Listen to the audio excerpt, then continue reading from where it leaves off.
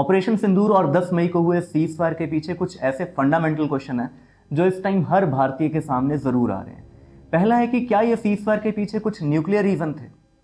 दूसरा, यूएसए को cease fire की मेडिएशन करनी ही क्यों पड़ी, उनके यहाँ क्या इंटरेस्ट थे। और तीसरा, हमें सीज फायर से फायदा हुआ या नुकसान हुआ। आइए इन सारे क्वेश्चंस के आंसर से हम देखते हैं आज के इस वीडियो में। सबसे पहले हम आते हैं पहले क्वेश्चन पे कि सीज फायर के पीछे की ऐसी क्या इंटेलिजेंस थी जिसकी वजह से जेडी वैंस और डोनाल्ड ट्रंप अचानक से बीच में आ गए। 9 मई तक यूएसए बिल्कुल कॉन्फ्लिक्ट में इंटरेस्ट नहीं ले रहा था, लेकिन अचानक से 10 मई को ऐसा क्या हुआ कि यूएसए पैनिक मोड में आ गया और उन्होंने कॉन्फ्लिक्ट को रोकने के लिए, सीज फायर करवाने के लिए अपने सारे कदम एक साथ आगे बढ़ा दिए। आइए इसको क्रोनोलॉजी की मदद से समझते हैं।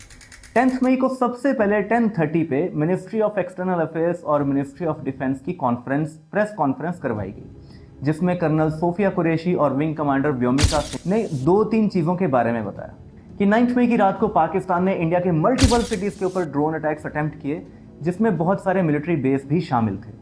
इसमें से एक न्यूज़ उस रात ये भी आई थी कि पाकिस्तान के कुछ ड्रोन्स को पोखरान सेक्टर के अंदर गिराया गया है। पोखरान इंडिया की वो जगह है जहां पे भारत न्यूक्लियर वेपन्स की टेस्टिंग करता है। और जवाब में जो प्रेस कॉन्फ्रेंस में बताया गया कि इंडिया ने पाकिस्तान के मल्टीपल एयर बेसिस पर अटैक्स लॉन्च किए, जिसमें कुछ important Pakistani air bases included थे, जैसे कि नूर खान एयरबेस चकलाला रावलपिंडी, मुरीद एयरबेस, रफीकी एयरबेस शोरकोट और बुलारी एयरबेस सिंध। इस प्रेस कॉन्फ्रेंस में इंडिया ने यह भी बोला कि इंडिया अब डी एस्केलेशन चाहता है पाकिस्तान के साथ, बशर्ते कि पाकिस्तान भी डी एस्केलेशन को अगर ऑनर करे। लेकिन उसी टाइम पाकिस्तान ने अनाउंस किया कि वो इंडिया के ऊपर एक और ऑपरेशन लॉन्च कर रहे हैं, जिसका नाम है ऑपरेशन बुनियान उल मरसूस, जिसका मतलब होता है वॉल मेड ऑफ लेड, यानी कि जिसको कोई तोड़ नहीं सकता। कुछ इसी दौरान एक और न्यूज़ सामने आई कि पाकिस्तान के प्राइम मिनिस्टर शहबाज शरीफ ने नेशनल कमांड अथॉरिटी की मीटिंग को बुलाया। ये मीटिंग इंडिया की स्ट्राइक्स के बाद बुलाई गई थी। नेशनल कमांड अथॉरिटी वो अथॉरिटी होती है जो न्यूक्लियर मामलों पर, न्यूक्लियर वॉरहेड से रिलेटेड, न्यूक्लियर वॉर से रिलेटेड सारे फैसले लेती है। और न्यूक्लियर एसेट्स में कोई भी चेंजेस हो तो वो प्राइम मिनिस्टर की नज़र में रखा जाता है, इसलिए इसको प्राइम मिनिस्टर ही चेयर करते हैं। अक्सर किसी न्यूक्लियर वॉर से पहले इस मीटिंग को करवाया जाना लाजमी होता है। और कुछ इसके थोड़ी देर बाद ही पाकिस्तान के डिफेंस मिनिस्टर ख्वाजा आसिफ से पूछा गया कि क्या ऐसी कोई मीटिंग हुई है, तो उन्होंने साफ इनकार कर दिया कि नहीं, ऐसी कोई मीटिंग नहीं हुई है और न्यूक्लियर वेपन्स को लेकर पाकिस्तान कोई डिसीजन इस टाइम पे नहीं ले रहा है। ये थोड़ा स्ट्रेंज था, क्योंकि पाकिस्तान के जितने भी मिनिस्टर्स हैं, इंक्लूडेड उनके डिफेंस मिनिस्टर, अक्सर न्यूक्लियर धमकी को बहुत लूजली यूज़ करते हैं। बड़ा नॉर्मली वो इंडिया को न्यूक्लियर वॉर की धमकी दे देते हैं। एक ऐसे टाइम पे जब इंडिया पाकिस्तान के बीच में कॉन्फ्लिक्ट चल रही है, ऐसे टाइम पे उनके मिनिस्टर का अचानक से मना कर देना कि नहीं नहीं, ऐसी हम कोई मीटिंग भी नहीं कर रहे और ऐसा हम कोई प्लान नहीं कर रहे, ये थोड़ा सा स्ट्रेंज था। वैसे उनसे एक्सपेक्टेड ये था कि ऐसे में वो ये जवाब देते कि हाँ ऐसी एक मीटिंग हुई है और हम न्यूक्लियर वॉर के लिए तैयारी कर रहे हैं, जिससे कि पूरी दुनिया में तहलका मच जाता कि हाँ पाकिस्तान कभी भी न्यूक्लियर वेपन यूज़ कर सकता है, जल्दी से जल्दी सीज फायर करवाओ, जल्दी से जल्दी इंडिया को रोका जाए। लेकिन ऐसा पहली बार उन्होंने नहीं किया। उनके इस इंटरव्यू के बाद कुछ और वीडियोस पाकिस्तान से आनी स्टार्ट हो गई, जहां दिन में भी पाकिस्तान के अंदर इंडिया ने कुछ बेसिस पर अटैक स्टार्ट कर दिए। ये भी थोड़ा स्ट्रेंज था, क्योंकि 1-2 घंटे पहले ही इंडिया ने अनाउंस किया था कि इंडिया डी एस्केलेशन चाहता है और पाकिस्तान से एक्सपेक्ट कर रहा है कि वो डी एस्केलेशन को ऑनर करेगा। लेकिन पाकिस्तान के अब तक कोई इतने खास अटैक हमें इंडिया पर देखने को नहीं मिले कि जिसका इंडिया उनको जवाब दे।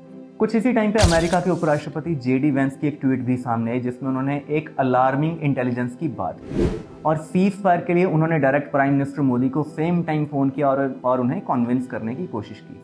कुछ देर बाद ऐसी रिपोर्ट सामने आने लगी कि पाकिस्तान की तरफ से भारत को पहली बार एक कॉल किया गया है और सीज फायर के लिए एक रिक्वेस्ट की गई है। और दूसरी तरफ से डोनाल्ड ट्रंप का ट्वीट आया, जिसमें उन्होंने ये बोला कि उनके कहने पर यह सीज फायर करवाई गई है और इनके इस सीज फायर की वजह से मिलियन लोगों की जानें बच गई हैं। Donald Trump Russia Ukraine war के बारे में भी अक्सर ट्वीट करते हैं और ये बताते हैं कि वहाँ हज़ारों लोग हर हफ्ते मर रहे हैं, हज़ारों लोगों की मौत हो चुकी है। लेकिन इंडिया पाकिस्तान की कॉन्फ्लिक्ट, जिसमें अभी कुछ ही लोगों की इसमें डेथ सुनने को सामने आई थी, उसमें उन्होंने अचानक से मिलियंस शब्द का इस्तेमाल किया। ये कोई स्लिप ऑफ टंग नहीं लग रहा था। हो सकता है यहाँ पे हम लोगों को लगे नहीं नहीं, इंडिया पाकिस्तान दोनों के पास न्यूक्लियर वेपन्स हैं, इसलिए उन्होंने ऐसा बोल दिया होगा ताकि दुनिया को समझ में आए कि ये वॉर काफ़ी सीरियस है। जैसा कि वो अक्सर कहते भी हैं कि इंडिया पाकिस्तान की कॉन्फ्लिक्ट को बहुत सीरियसली लिया जाता है क्योंकि दोनों न्यूक्लियर। लेकिन इसके बाद सामने आई एक और शॉकिंग अपडेट यूएसए का nuclear emergency support aircraft N111SZ, जिसका हेक्स कोड A03192 है, उसको सडनली इस्लामाबाद भेजा जा रहा है। ये एयरक्राफ्ट तभी भेजा जाता है जब कोई न्यूक्लियर एक्सीडेंट हुआ हो या कोई न्यूक्लियर लीकेज सामने आई हो।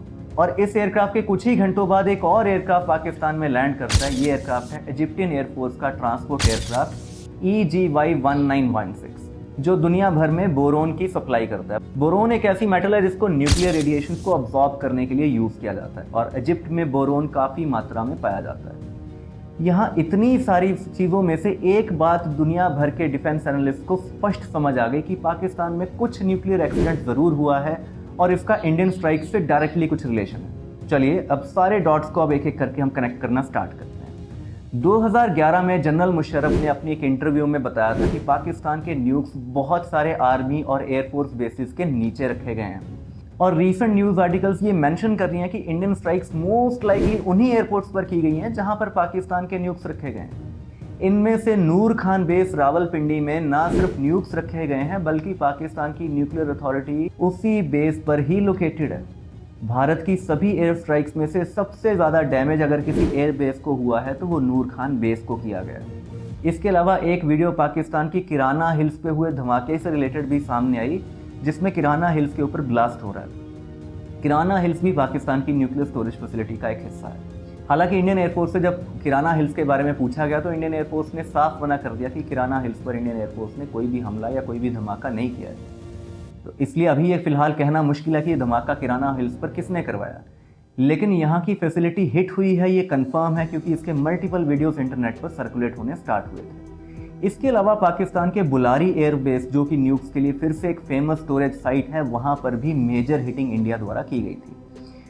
बहुत सारे डिफेंस एनालिस्ट की रिपोर्ट्स यहाँ पर ये मेंशन कर रही हैं कि पाकिस्तान के बहुत सारे न्यूक्लियर वॉरहेड्स, जिनकी एक्चुअल टोटल काउंट 170 है, उनमें से कुछ न्यूक्लियर वॉरहेड्स यहाँ पर कॉम्प्रोमाइज़ हो चुके हैं। हो सकता है आप यहाँ पे पूछें कि अगर न्यूक्लियर वॉरहेड डिस्ट्रॉय हुए होते तो कोई न्यूक्लियर एक्सप्लोजन भी हुआ होता। ऐसा नहीं होता। न्यूक्लियर धमाका तभी होता है जब किसी न्यूक्लियर बॉम्ब को सही तरीके से डेटोनेट किया जाए। न्यूक्लियर बॉम्ब को सिर्फ एक प्रिसाइज ट्रिगर से ही एक्टिवेट किया जा सकता है। किसी आग या एक्सप्लोजन से न्यूक्लियर बॉम्ब डेटोनेट नहीं होता। लेकिन अगर किसी न्यूक्लियर वॉरहेड के पास धमाका किया जाए या फिर एक्सप्लोजन की जाए तो उससे न्यूक्लियर एडिएशन लीक ज़रूर होती हैं, जिसको बाद में कंटेन करना ज़रूरी हो जाता है। इसलिए डिफेंस एनालिस्ट ये बता रहे हैं कि पाकिस्तान में इन स्ट्राइक्स में बहुत सारे न्यूक्लियर वॉरहेड्स लूज हो चुके हैं, जिसकी एग्जैक्ट काउंट फिलहाल बताना बहुत मुश्किल है। अमेरिकन और इजिप्टियन प्लेन का सडनली पाकिस्तान में आना, इस्लामाबाद में लैंड करना इस बात की पुष्टि करता है कि वहाँ पर कुछ ना कुछ न्यूक्लियर एक्सीडेंट ज़रूर हुआ है और ये न्यूक्लियर एक्सीडेंट कहीं ना कहीं न्यूक्लियर वॉरहेड से डायरेक्टली रिलेटेड भी है। और अगर इंडिया ने पाकिस्तान की न्यूक्लियर फैसिलिटीज़ पर हिट किया है तो इसका मतलब ये भी है कि इंडिया के पास कोई ऐसी इंटेलिजेंस ज़रूर रही होगी कि पाकिस्तान न्यूक्लियर स्ट्राइक्स की तैयारी करनी स्टार्ट कर चुका है। यही वो इंटेलिजेंस है जिसकी जेडी वेंस भी बात कर रहे हैं और यही न्यूक्लियर वॉर है जिसकी डोनाल्ड ट्रंप बात कर रहे हैं। अब इसमें एक और क्वेश्चन हम लोगों के सामने आ सकता है कि अगर पाकिस्तान के न्यूक्लियर वेपन ही कॉम्प्रोमाइज़ करने शुरू कर दिए हमने, तो फिर यूएसए को डर किस चीज़ का बता? जब न्यूक्लियर वेपन ही नहीं बचे तो फिर न्यूक्लियर वॉर होगी कहाँ से?